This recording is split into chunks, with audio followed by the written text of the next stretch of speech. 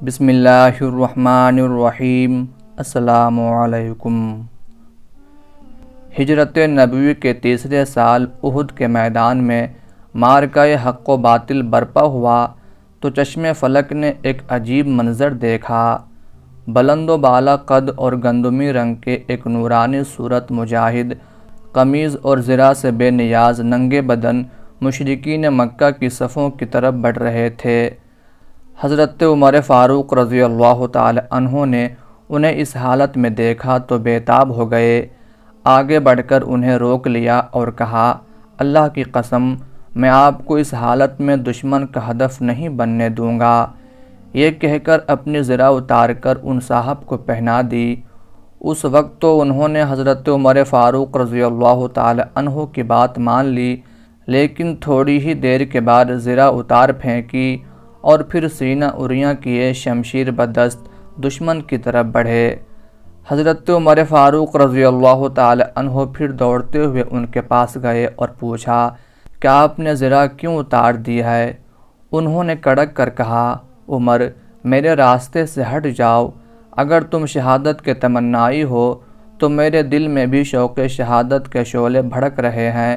زرہ وہ پہنے جس کو زندگی عزیز ہو، میں تو اپنی زندگی راہ حق میں بیچ چکا ہوں۔ حضرت عمر فاروق رضی اللہ تعالی عنہ خاموش ہو گئے اور سر جھکائے ہوئے واپس اپنی صف میں آ گئے۔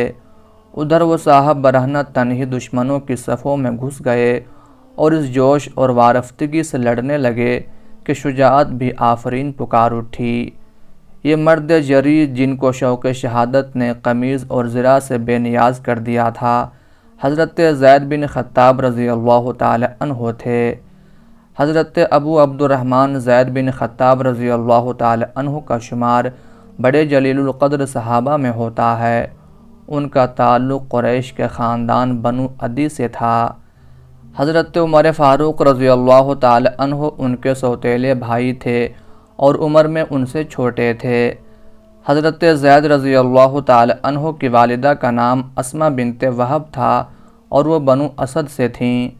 حضرت عمر رضی اللہ تعالی عنہ خطاب بن نفیل کی دوسری اہلیہ حنتمہ بنت ہشام بن مغیرہ کے بطن سے تھے۔ سوتیلے ہونے کے باوجود دونوں بھائیوں میں کمال درجے کی محبت تھی، جس میں ازدیاد عمر کے ساتھ برابر اضافہ ہوتا رہا۔ حضرت زید بن خطاب رضی اللہ تعالی عنہ کو اللہ تعالی نے فطرت سعید سے نوازا تھا۔ وہ ان عظیم المرتبت نفوس میں سے ہیں جنہوں نے بعثت نبوی کے ابتدائی 3 سالوں کے دوران میں دعوت حق پر لبیک کہا اور پھر سالہ سال تک مشرکین مکہ کے ہولناک مظالم کا ہدف بنے رہے۔ 13 بعد بعثت میں حضور صلی اللہ علیہ وآلہ وسلم نے بلا کشان اسلام کو مکہ معظمہ سے مدینہ منورہ کی طرف ہجرت کرنے کا اذن دیا تو حضرت زید بن خطاب رضی اللہ تعالی عنہ مہاجرین کے پہلے قافلے کے ساتھ ہجرت کر کے مدینہ آ گئے۔ تھوڑے ہی عرصہ بعد حضور صلی اللہ علیہ وآلہ وسلم نے بھی مدینہ میں نزول اجلال فرمایا اور اس قدیم شہر کے در و دیوار طلعت اقدس سے جگمگانے لگے۔ 2 ہجری میں بدر کے مقام پر حق اور باطل کے درمیان پہلا معرکہ ہوا تو حضرت زید بن خطاب رضی اللہ تعالی عنہ کو اصحاب بدر میں شامل ہونے کا عظیم شرف حاصل ہوا۔ اگلے سال غزوہ احد میں انہوں نے جس والہانہ جوش و خروش سے داد شجاعت دی، اس کا ذکر اوپر آ چکا ہے۔ احد کے بعد غزوہ خندق میں سرفروشی کا حق ادا کیا۔ 6 ہجری میں انہوں نے حدیبیہ کے مقام پر بیعت رضوان میں شریک ہونے کی لازوال سعادت حاصل کی۔ فتح مکہ کے بعد حنین، اوطاس اور طائف کے معرکے پیش آئے تو ان میں بھی وہ برابر نبی رحمت صلی اللہ علیہ وآلہ وسلم کے ہم رکاب رہے۔ حجۃ الوداع میں بھی حضور صلی اللہ علیہ وآلہ وسلم کے ساتھ تھے۔ ابن سعد کا بیان ہے کہ حجۃ الوداع کے زمانے میں ایک دن حضور صلی اللہ علیہ وآلہ وسلم نے حضرت زید بن خطاب رضی اللہ تعالی عنہ کے سامنے یہ حدیث بیان فرمائی، جو تم کھاتے ہو وہی اپنے غلاموں کو کھلاؤ، جو پہنتے ہو وہی اپنے غلاموں کو پہناؤ، اگر وہ کوئی خطا کریں جو تم معاف نہ کر سکو تو ان کو فروخت کر ڈالو۔ غرض عہد رسالت میں شاید ہی کوئی ایسا شرف ہو جو حضرت زید بن خطاب رضی اللہ تعالی عنہ نے حاصل نہ کیا ہو۔ وہ خیر البشر صلی اللہ علیہ وآلہ وسلم کے ان جانثاروں میں سے تھے جو حق کی حمایت میں ہمیشہ سربکف رہتے تھے، اور کسی قسم کا دباؤ، لالچ یا خوف انہیں اس کام سے باز نہیں رکھ سکتا تھا۔ 11 ہجری میں حضور صلی اللہ علیہ وآلہ وسلم نے رحلت فرمائی اور حضرت ابوبکر صدیق رضی اللہ تعالی عنہ سریر آرائے خلافت ہوئے تو دفعتاً سارے عرب میں فتنہ ارتداد کے شعلے بھڑک اٹھے۔ قریش مکہ، انصار مدینہ، بنو ثقیف، طائف اور 3-4 دوسرے قبیلوں کے سوا عرب میں کوئی قبیلہ ایسا نہ تھا جو اس فتنے سے کسی نہ کسی صورت میں متاثر نہ ہوا ہو۔ امت مسلمہ پر یہ وقت سخت نازک تھا اور مرتدین کے مقابلے میں ذرا سی کمزوری کا مظاہرہ بھی خوفناک نتائج پیدا کر سکتا تھا۔ اس موقع پر حضرت ابوبکر صدیق رضی اللہ تعالی عنہ نے کمال درجے کے عزم و ہمت اور فراست مومنانہ سے کام لیا۔ وہ بعد حوادث کے سامنے کوہ استقامت بن کر کھڑے ہو گئے اور مرتدین کے تمام مطالبوں کو یکسر رد کر کے ان کے استحصال پر کمر باندھ لی۔ اس سلسلے میں علمبرداران حق اور مرتدین کے درمیان کئی خون ریز لڑائیاں ہوئیں۔ ان میں سب سے ہولناک لڑائی مسیلمہ کذاب کے خلاف یمامہ کے مقام پر پیش آئی۔ مورخ طبری نے اس لڑائی کی بابت لکھا ہے، مسلمانوں کو اس سے زیادہ سخت معرکہ کبھی پیش نہیں آیا۔ اہل سیر کا بیان ہے کہ حضرت زید بن خطاب رضی اللہ تعالی عنہ نے شروع ہی سے فتنہ ارتداد کو فروغ کرنے کے لیے سر دھڑ کی بازی لگا دی تھی اور مرتدین کے خلاف کئی معرکوں میں انہوں نے والہانہ جوش و خروش سے حصہ لیا تھا۔ حضرت ابوبکر صدیق رضی اللہ تعالی عنہ کو جب مسیلمہ کی زبردست جنگی تیاریوں اور ترک تازیوں کی اطلاع ملی تو انہوں نے حضرت خالد بن ولید رضی اللہ تعالی عنہ کو مسیلمہ سے معرکہ آرا ہونے کا حکم دیا اور ان کی کمک کے لیے تازہ دم فوج روانہ کی۔ اس فوج میں انصار کے سردار حضرت ثابت بن قیس رضی اللہ تعالی عنہ اور مہاجرین کے امیر حضرت زید بن خطاب رضی اللہ تعالی عنہ تھے۔ یمامہ کے قریب اقربہ کے مقام پر مسلمانوں اور مسیلمہ کے لشکروں کا آمنا سامنا ہوا۔ مسیلمہ کے لشکر کی تعداد 40,000 تھی جبکہ مسلمانوں کی کل تعداد ملا کر 10,000 کے قریب تھی۔ جب دونوں جانب جنگ کی صفیں آراستہ ہوئیں تو سب سے پہلے مسیلمہ کی جانب سے نہار الرجال بن عنفوہ میدان میں نکلا اور اس نے مسلمانوں کو للکار کر دعوت مبارزت دی۔ یہ ایک نہایت شریر النفس شخص تھا۔ مورخین نے لکھا ہے کہ وہ عہد رسالت میں یمامہ سے ہجرت کر کے مدینہ منورہ چلا گیا تھا اور حضور صلی اللہ علیہ وآلہ وسلم کی خدمت اقدس میں حاضر ہو کر آپ صلی اللہ علیہ وآلہ وسلم سے قرآن مجید اور مسائل دین کی تعلیم حاصل کی تھی۔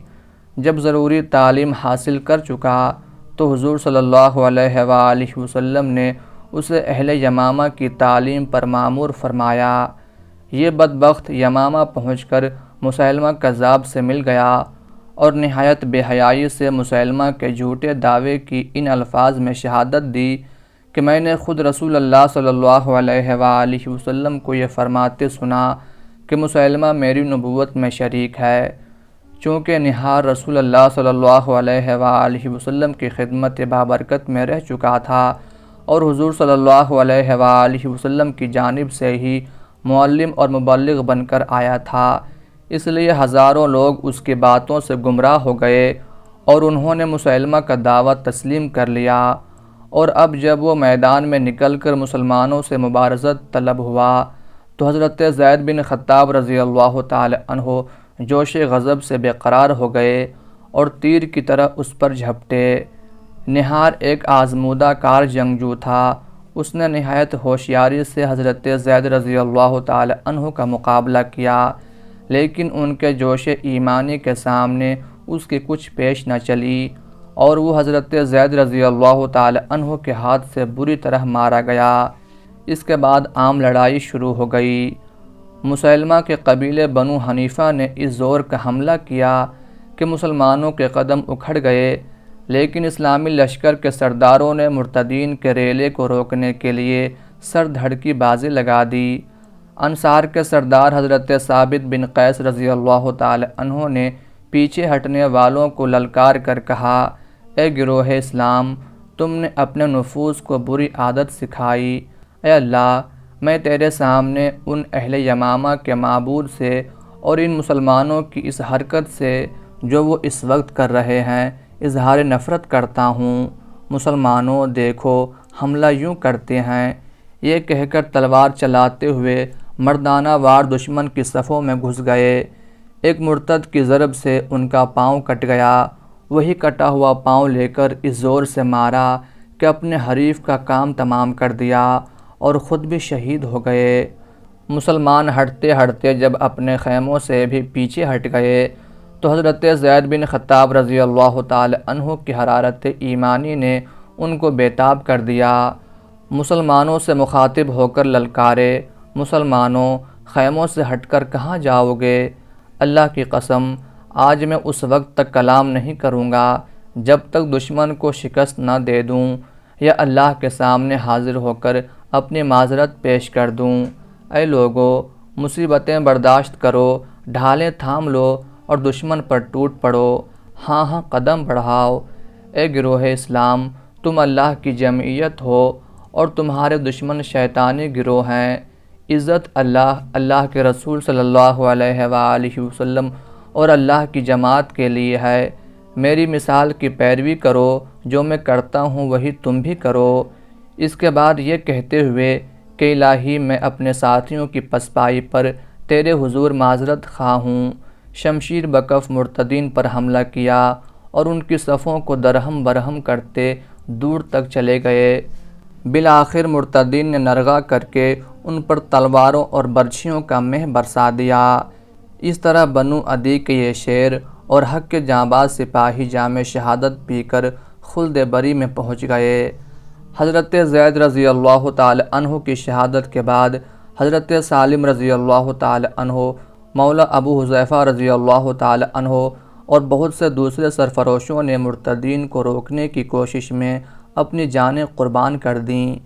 یہ صورتحال دیکھ کر حضرت خالد بن ولید رضی اللہ تعالی عنہ نے اپنے لشکر کو نئے انداز سے مرتب کیا اور پھر مرتدین پر اس زور کا حملہ کیا کہ ان کے قدم اکھڑ گئے۔ اسی اثناء میں مسلمہ بھی حضرت وحشی بن حرب رضی اللہ تعالی عنہ اور حضرت عبداللہ بن زید انصاری رضی اللہ تعالی عنہ کے ہاتھوں سے مارا گیا۔ اس سے مرتدین کے حوصلے بالکل پست ہو گئے اور وہ اپنے 10,000 مقتولین میدان جنگ میں چھوڑ کر تتر بتر ہو گئے۔ جنگ یمامہ میں مسلمانوں کی فتح سے فتنہ ارتداد کا بڑی حد تک خاتمہ ہو گیا۔ اس فتنہ عظیم کے استحصال کے لیے حضرت زید بن خطاب رضی اللہ تعالی عنہ اور ان جیسے دوسرے جانبازوں نے جس ہمت، شجاعت اور استقامت کا مظاہرہ کیا، وہ بلا شبہ تاریخ اسلام کا ایک تابناک باب ہے۔ حضرت عمر فاروق رضی اللہ تعالی عنہ کو حضرت زید بن خطاب رضی اللہ تعالی عنہ سے بے پناہ محبت تھی۔ اس محبت کی وجہ صرف یہ نہیں تھی کہ زید رضی اللہ تعالی عنہ ان کے برادر بزرگ تھے، بلکہ یہ بھی کہ اللہ تعالیٰ نے حضرت زید رضی اللہ تعالی عنہ کو قلب تپا عطا کیا تھا اور وہ اپنی جان راہ حق میں قربان کرنے کے لیے ہر وقت تیار رہتے تھے۔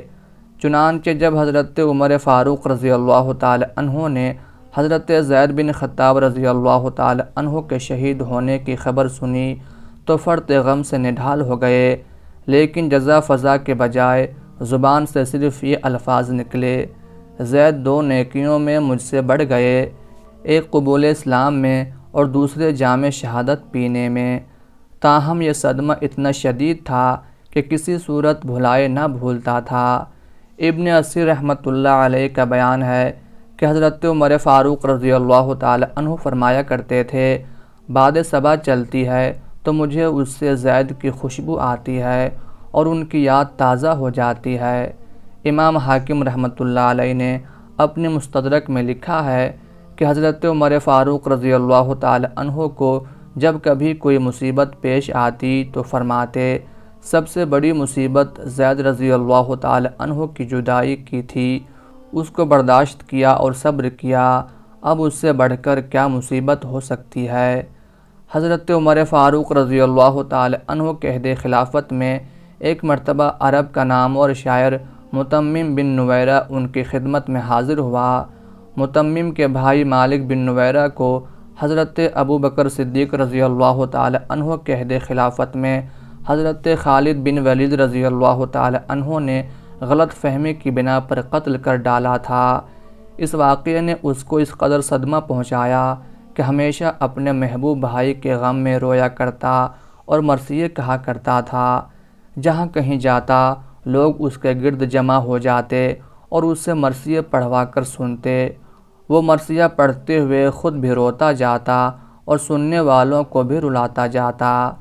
حضرت عمر فاروق رضی اللہ تعالی عنہ نے اس کو دیکھا تو پوچھا، متمم تم کو اپنے بھائی کی جدائی کا کس قدر غم ہے؟